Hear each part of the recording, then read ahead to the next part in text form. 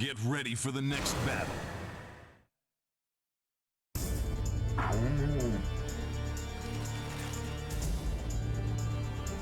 Round 1.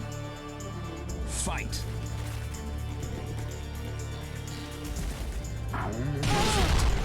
Tekken 5 may be the most fondly remembered Tekken of all time. Even with Tekken 8 looming on the horizon, people still pine for the movement of the old days, and few online discussions about Tekken go by without a reference to 5's golden status being dropped. But what exactly made 5 so special? Was it the killer soundtrack? I'm here now, I'm doing the best I can. The gorgeous visuals?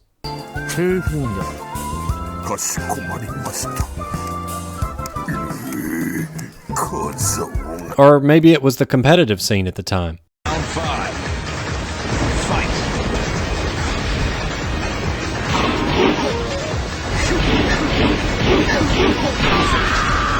Whatever the reason, Tekken 5 is a standout entry and one I personally have a lot of positive memories of because it was one of the first games I actively waited for the release of. You see, I got a PlayStation 1 very late in the game. A friend of mine was selling his along with a bunch of sports games for $50, so I jumped on the opportunity. Sports games, though, aren't really my thing, so I sold them all and made a few trades to get one good game. That game was Tekken 2.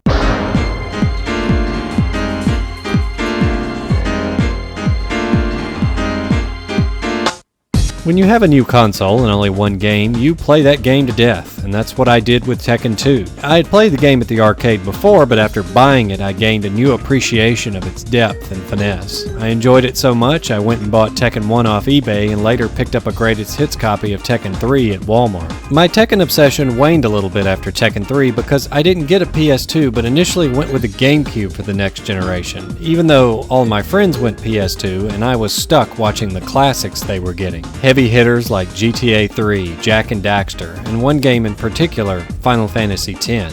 I had played a bunch of the earlier Final Fantasies on emulator, and the re-releases on PlayStation 1, so this new entry on PS2 made me feel like I was missing out on something special. I was able to play 10 by borrowing a friend's console, but it was the game's sequel 10-2 that pushed me to want to get my own so that I could see for myself where the story went next. It went, somewhere.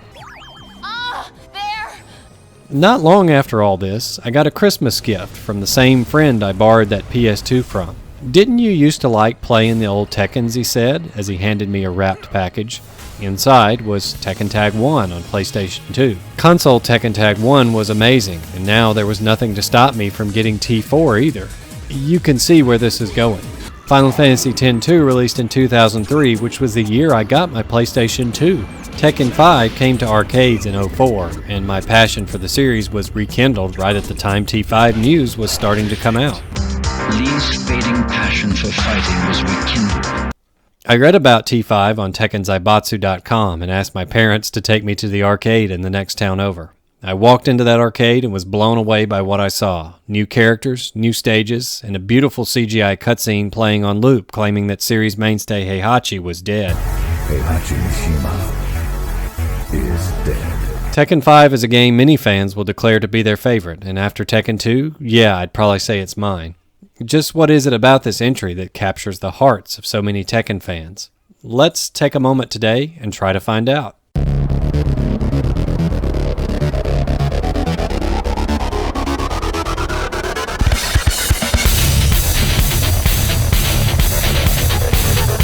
Our story starts way back in the early 90s with Tekken 1 and 2. Tonally, the first two Tekken games are very different from later entries as they were directed by Seiichi Ishii, who worked on the original Virtua Fighter. There's still random silliness like animal characters and joke endings, but overall Tekken 1 and 2 feature a much darker tone, and it's unclear who you should really be rooting for as all the main characters are, in a word, jerks. There's no hero fighting against a corrupt tournament host or some villain hosting a tournament to get what he wants, just a guy who's so arrogant he puts his entire livelihood on the line to anyone who can beat him in a fight. And in Tekken 2, the guy who wins is just doing a tournament so he can kill the guy from the first.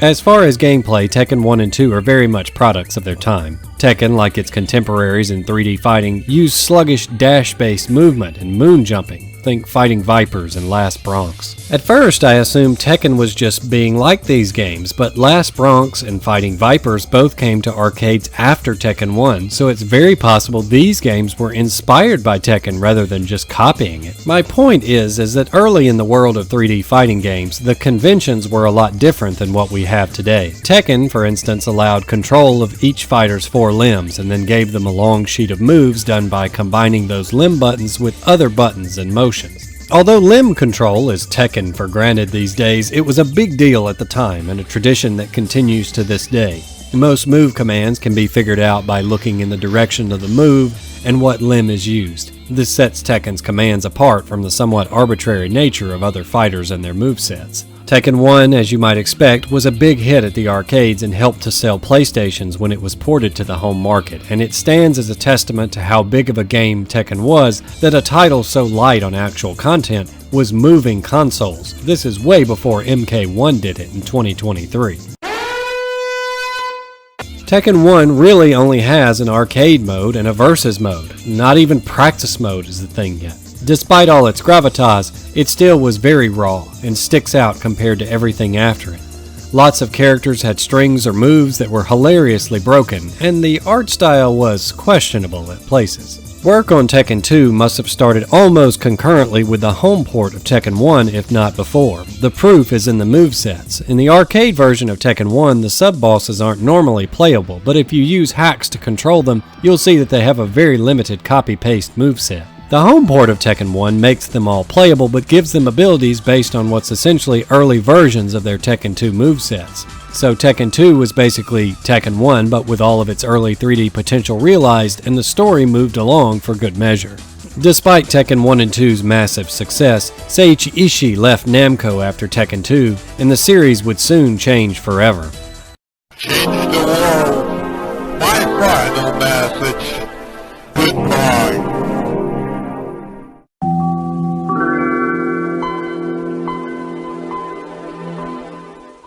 That change was Tekken 3.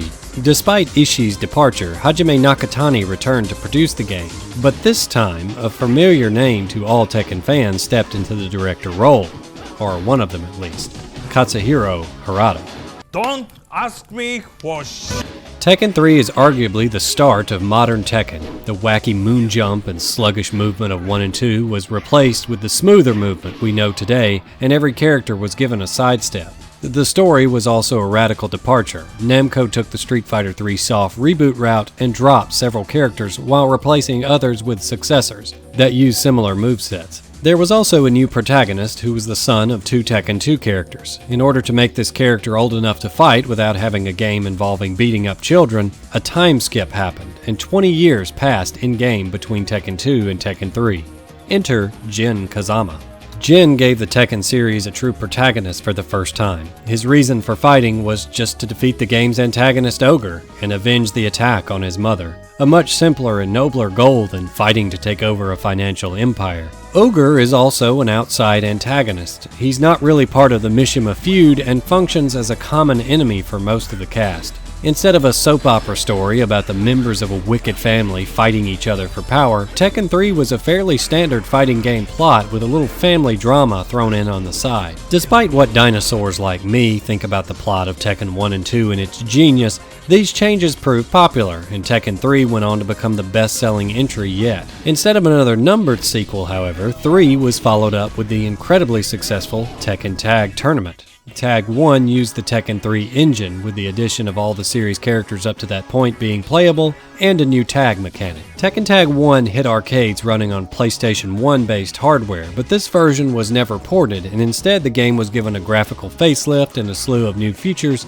and ported to the PlayStation 2 as a console-exclusive version. Essentially an HD remake of a game that was still being played competitively. As amazing as Tag PS2 was, the console was capable of much more, and it wouldn't be long before arcades were getting ready to receive Tekken 4, which ran on Namco's improved System 256 hardware, also based on PlayStation infrastructure. Tekken 4 was meant to be another massive leap forward for the series, but like the Mishimas and their children, the leap was off a cliff.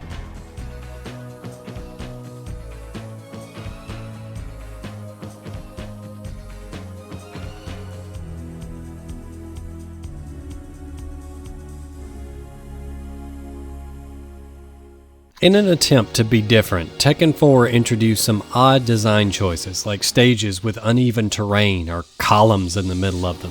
Infinite stages were also dropped in favor of stages with clear walls, which meant Tekken 4 was the first time we saw wall combos in the series. Nowadays, there are more wall stages than not, but in this first outing, walls didn't have the polish that was eventually gained. The roster is also a bit lacking in my opinion, but I can't complain too much as a Lee main, as he was stronger than he's ever been in this game. If Lee is that strong, you know that means the rest of the game's balance is busted as well, Jin with his new traditional karate move list being the prime example.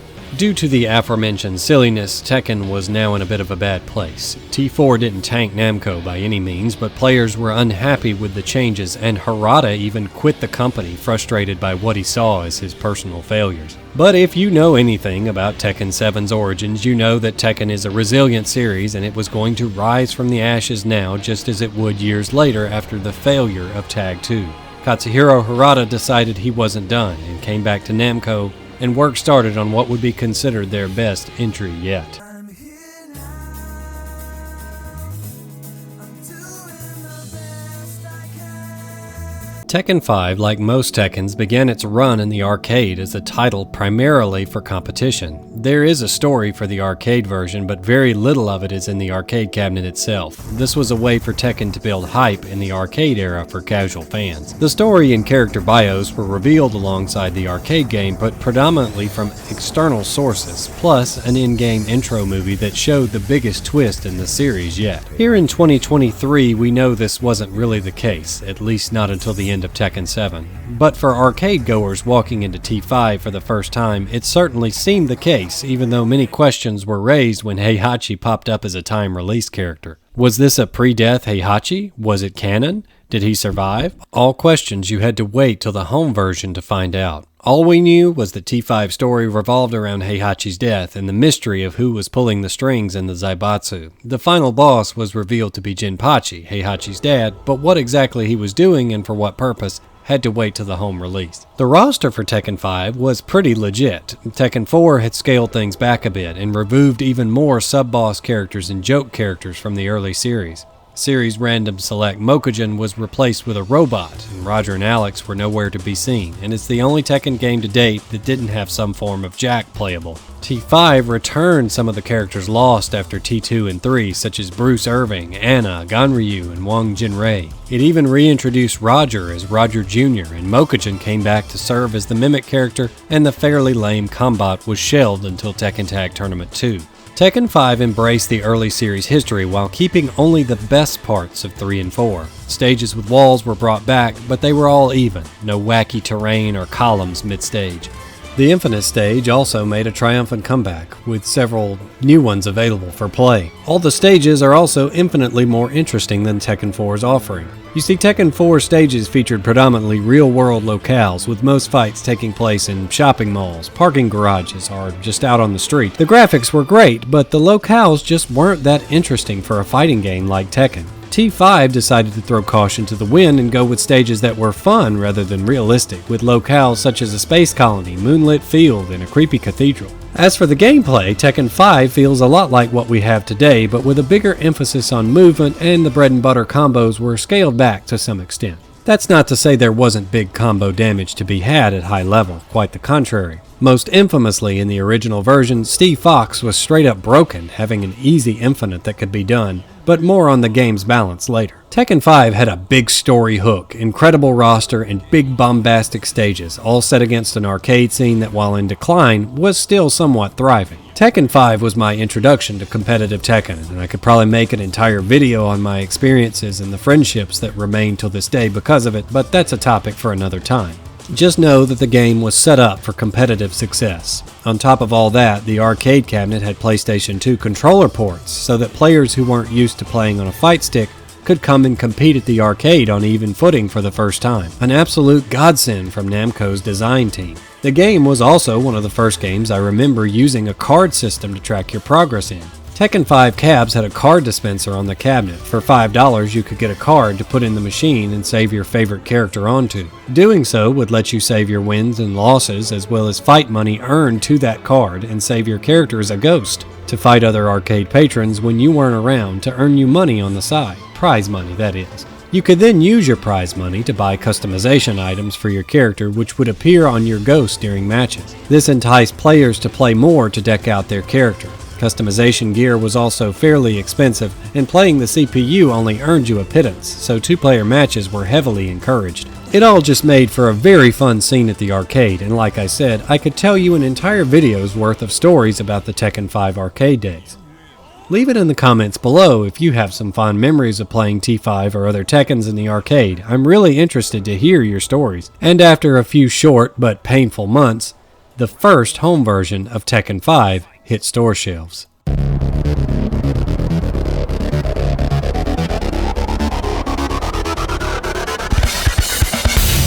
Tekken 5, like all its predecessors, was destined to release exclusively on a Sony console, and as expected, Tekken 5 released for PS2 just a few short months after hitting the arcades, being released on February 24th of 2005. There were a lot of games I wanted when I was a kid, but Tekken 5 was the first one I remember the wait for being painful. I counted down the days on a literal paper calendar, marking them off every day until release, and the game didn't disappoint. Tekken 5 was so good, I have to wonder what it would have been like if I had been able to stream or make videos about it back in those days.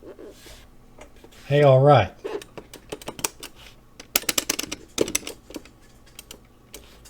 No shirt, ban that guy. That question had to have come from a red name. If you're asking that question, you don't even know where to begin with Tekken, alright? Somebody ban that guy.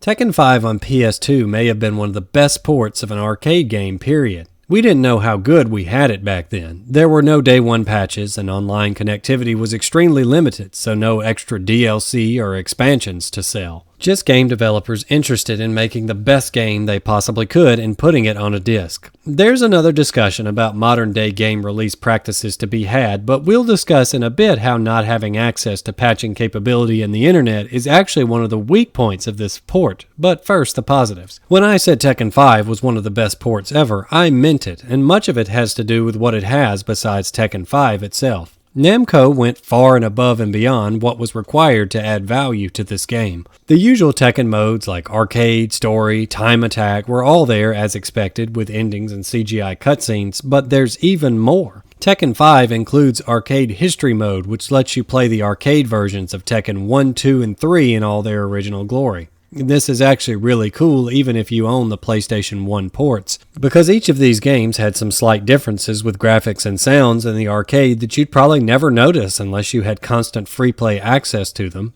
And who wouldn't want to be able to load up Tekken 1 through 3 at your whim and play through them? Tekken 5 also has the Namco rail shooter Starblade as its loading screen game, and the full version of Starblade can be unlocked for this mode as well. So just by buying Tekken 5, you not only get all the Tekken 5 stuff, but Tekken 1, 2, 3, and Starblade as well. It's just an insane value if you think about it. Also, continuing on with the tradition of bonus modes like Tekken Force and Tekken Ball, Tekken 5 introduces Devil Within, a 3D action game starring Jin Kazama. It's not the best, but it's fairly short and non-canon. What an utter disappointment.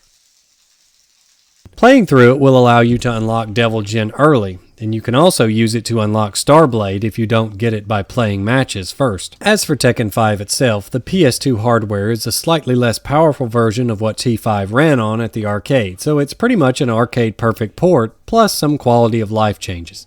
Customization has been moved to its own menu so you can take all the time you want to customize your character, and the gold payout from beating the computer has also been increased so that you don't spend days grinding for one piece of gear. And since this is a 100% offline affair, there's a ghost battle mode where you battle ranked CPU opponents to increase your character's rank. It's fun to see ranks that you probably never would at the arcade because you're a scrub, but it honestly doesn't make you a better player because you have to learn how to cheese the AI rather than how to actually play Tekken. Before or after you finish all that stuff and spend some time in practice mode, the Tekken 5 story is also there to be experienced. Tekken 5 uses a mode called Story Mode. which is really just arcade mode, but each character has a story that bookends the 10 fights of the arcade mode, as well as destined battles on certain stages. Each character follows a slightly different path, but pretty much all of them end with your character defeating Jinpachi, and then you're rewarded with your token CGI ending. Story mode is important whether you care about the Tekken story or not though, because instead of hidden time release characters, the console uses the classic beat the game to unlock a character gimmick. The characters you get aren't so much dependent on who you win with like Tekken 2, but are unlocked in a set order with the exception of Devil Jin, who you can actually unlock early if you use Devil Within mode. You can also play through Time Attack mode for the true Tekken 5 arcade experience, and completing this will unlock a character, but why not just go for the story mode with its big gold reward and ending CGI movies? All this sounds like I'm pretty high on Tekken 5, and I am, but bear with me. This was a time in gaming where developers tried to make the absolute best product they could, and it really shows. Any fighting game fan would be able to spend hours playing all the content in this port and be perfectly fine with it. However, the lack of patchability or internet connectivity is also this game's greatest weakness. This version was based on arcade Tekken 5.0. Tekken 5 would eventually get an update to the arcade ROM set called Tekken 5.1, which fixed various issues and Steve's infamous infinite combo. Because of the tech at the time, this update never came to PlayStation 2. Tekken 5 was also the first Tekken to get a name change upgrade halfway through its life. You'll remember Tekken 6's Bloodline Rebellion and Tekken 7's Fated Retribution updates. But it was actually Tekken 5 that started this trend with its update, Dark Resurrection, a massive balance update that added new stages, characters, customization items, and more. Bizarrely, this upgraded version never got a PlayStation 2 release, but was initially released on the PSP of all places. This PSP version is a heavy hitter, don't get me wrong, but the original T5 stages and a few other things had to be cut to make the game fit on the PSP. There's also no Devil Within style mode, but rather a series of dojos where you fight Tekken Ghost on a journey to level up your fighter. I played the crap out of it, but the lack of a PlayStation 2 port of DR was very noticeable. What DR did end up getting as far as consoles was Tekken 5 Dark Resurrection Online, a port for the PS3 using the fidelity of the original arcade game, as well as a playable Jinpachi, but this port lacked any of the story or other features from the PSP or PS2 versions. It was playable online as advertised, but most players will tell you that the netcode was very bad. I was busy having an Xbox 360 red ring on me all the time, so I couldn't tell you. I never tried it. Keep in mind that DR Online was released as an online shop title, not a full $60 boxed release, so we can think of the title as a quick arcade port rather than a full-fledged home experience.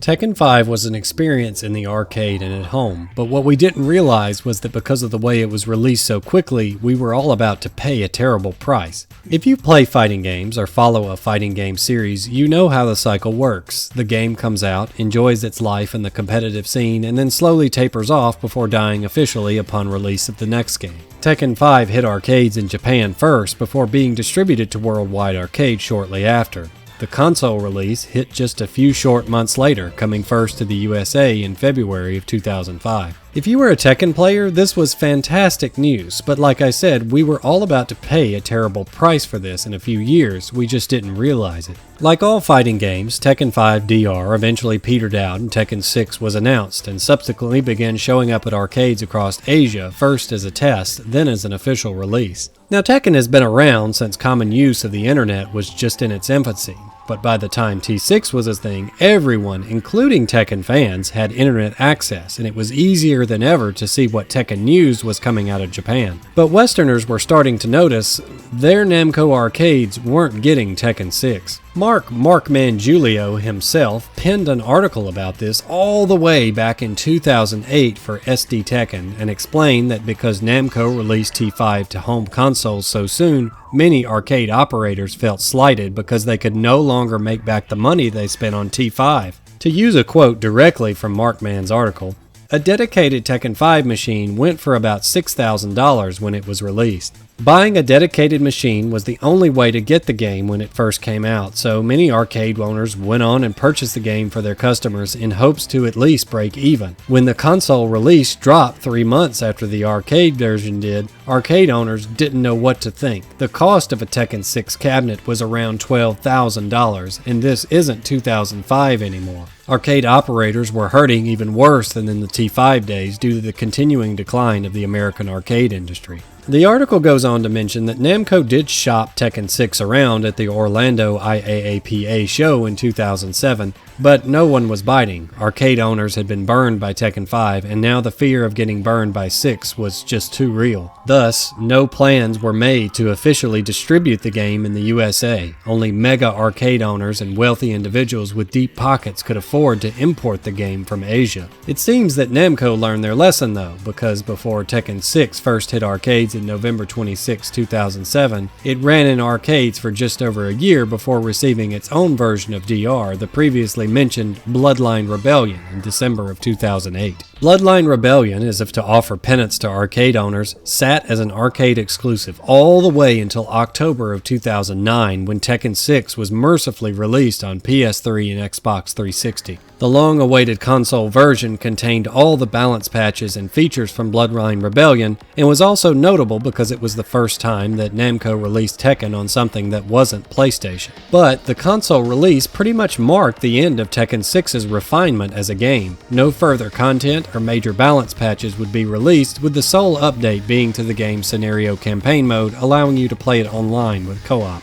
The first footage and screenshots of Tekken 6 started to reach the USA in 2007, but the game wasn't able to be played worldwide until 2009, an excruciating wait for hardcore Tekken fans looking for their favorite game. What's more is that Tekken 7, the game everyone's been playing since they were in diapers at this point, was originally released in the arcades in 2015, with its updated version coming in 2016, and a home version not hitting until 2017. Tekken Tag 2 mercifully only spent about a year in Asian arcades, but let's face it, no one played Tag 2, and Tag 2 Arcade had its own sinister issues that we'll go into in a moment. Don't get me wrong though, Tekken 5 isn't solely to blame for this cycle. Arcades in the USA were dying, and the cost and model of playing Tekken at the arcade was changing. But no doubt, after the quick release turning already hurting arcade owners off Tekken as a product, it got the attention of Namco, a major player in the Asian arcade scene, who realized that they had to do something different to keep their stakeholders happy,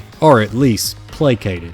If you dig up some ancient Avoiding the Puddle lore, you'll find an interview with Harada and a translator being interviewed by Eris. The translator in question is none other than Michael Murray, a name everyone in Tekken knows by now.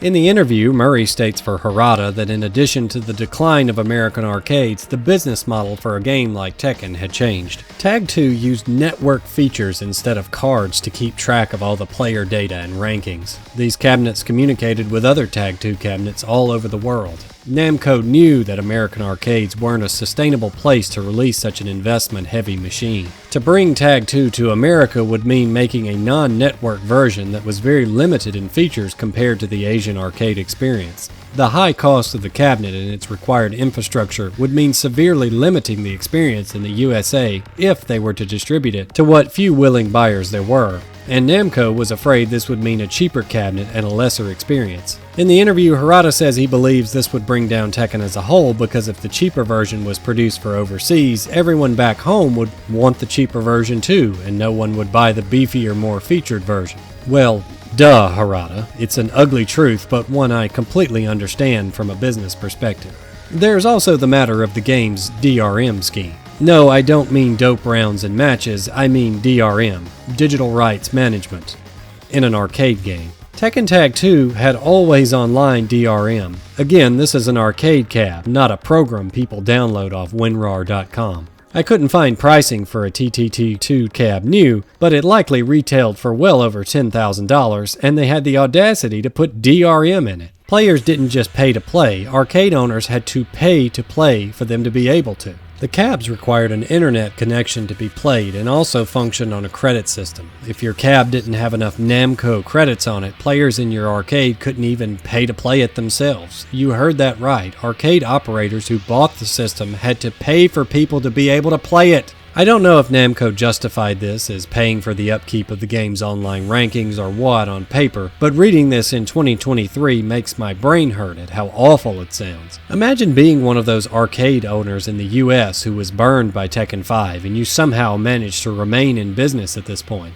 Then Namco shows up and tells you you're going to have to pay them to let people play on a game you need to make money off of. There's likely no way such a system would have ever flourished in what remaining arcades in the USA had, especially since most of what's left is either classic gaming or carnival-style redemption games. It's a moot point though. Thanks to this system, even if you had the money and wanted to import a Tekken Tag 2 cab for your patrons, you couldn't. I have played an offline-only Tekken 7 cabinet here in the USA in a major city, so mercifully Namco seems to have abandoned this awful arcade DRM scheme, at least as far as Tekken goes. All of that seems like a lengthy tangent, and it is, but it does loop back around to Tekken 5 and why it is so fondly remembered. Many Tekken fans say Tekken is an old man's game, built on legacy knowledge, and many of its players are players who cut their competitive teeth in the early arcade days of the 90s and early 2000s. Tekken 5 was the last arcade experience many of those players had with Tekken, unless they were fortunate enough to live near a major city with a very well-off arcade owner who could import Tekken 6, and even if they did, when Tag 2 came out, all hope was lost thanks to the egregious DRM scheme. Tekken 5 had a thriving competitive scene for those who remember the Wild West days of arcades, and a home port brimming with content that casual fans spent hours playing. Thanks to how far off Tekken 6 was, my local FGC members persisted in playing Tekken 5 DR as a staple game, and in some circles even the original PS2 Tekken 5 when they wanted to compete in Tekken, since DR PS3 didn't come till later. Truly, Tekken 5 was a game for the people.